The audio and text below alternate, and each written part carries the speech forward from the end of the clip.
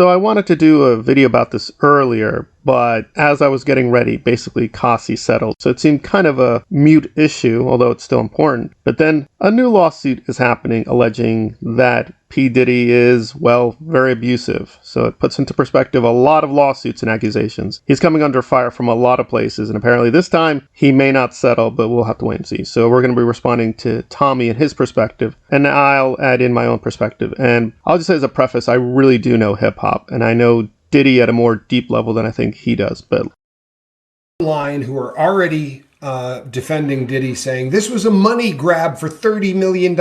I read the paper. There was nothing in there that requested a dollar amount of any amount.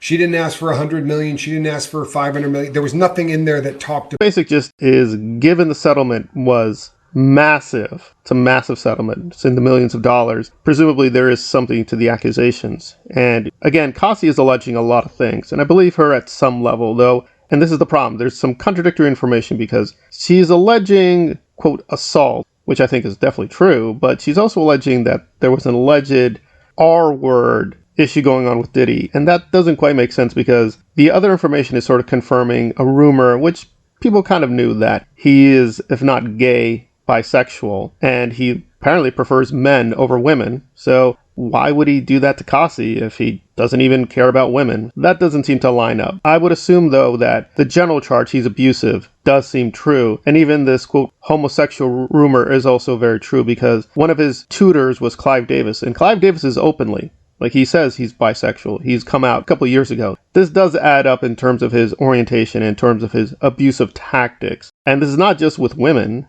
He actually, again, this is not rumor, this is public record. He actually beat up an associate of Nas because apparently in a video, for whatever reason, Diddy got offended that he was looking like Jesus Christ on a cross. And he just thought, no, that doesn't look right. It looks a little sinful. I want you to take it out of the video. It wasn't taken out of the video. I've seen the video many times. So yes, I can confirm, yeah, they kept in that imagery. And he got really angry and beat up the associate. This is public record. He did it. Apparently they settled and things are good with them. So he does have a history of doing this over and over again. But I think, again, Tommy's missing the real issue behind all this. Right. Ben Brathman represented Harvey Weinstein. If your first thought is, I need to get the attorney that represented Harvey Weinstein,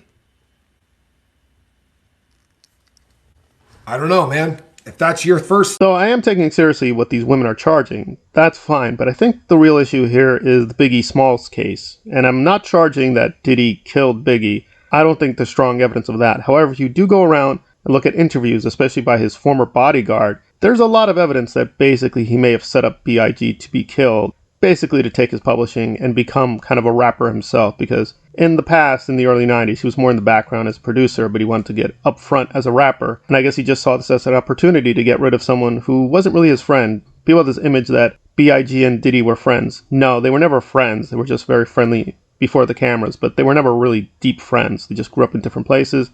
They didn't really grow up together.